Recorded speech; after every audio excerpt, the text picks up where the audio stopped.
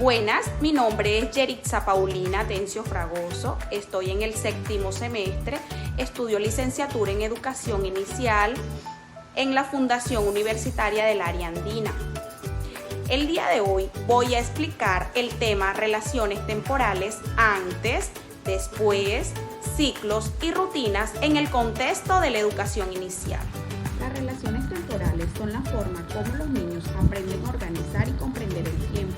Incluye la secuencia de hechos, lo que ocurre antes y lo que ocurre después, así como los ciclos día-noche, estaciones, semanas y las rutinas diarias. En la primera infancia, los niños aún no comprenden el tiempo de manera abstracta.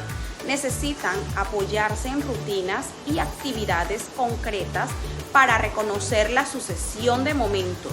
Esto fortalece la seguridad, la autonomía y la organización de su pensamiento lógico. De acuerdo con Piaget, los niños en la etapa preoperacional empiezan a reconocer secuencias temporales de manera intuitiva. Vygotsky, por su parte, resalta que el lenguaje y la interacción social son claves para que los niños comprendan nociones de pasado, presente y futuro. Un ejemplo claro de las rutinas diarias es cuando un niño llega al jardín y primero canta la canción de saludo, luego desayuna y después juega. Está aprendiendo a reconocer un orden en el tiempo. Un ejemplo de antes y después sería si después de pintar se lavan las manos, comprendemos que una acción ocurre antes que otra. Un ejemplo de ciclos naturales es cuando trabajamos el día y la noche. En el día jugamos en el patio, en la noche dormimos.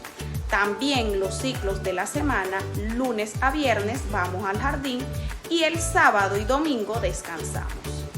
De esta manera, enseñar las relaciones temporales de antes, después, ciclos y rutinas permite que los niños construyan un sentido del tiempo que les da seguridad, autonomía y organización. Además, fortalece sus bases para el desarrollo del pensamiento lógico-matemático. Para la elaboración de este trabajo consulté los siguientes textos: Ministerio de Educación Nacional de Colombia 2014, Lineamientos Pedagógicos para la Educación Inicial, Jean Piaget 1972, La formación del símbolo en el niño, Vygotsky 1995, Pensamiento y lenguaje.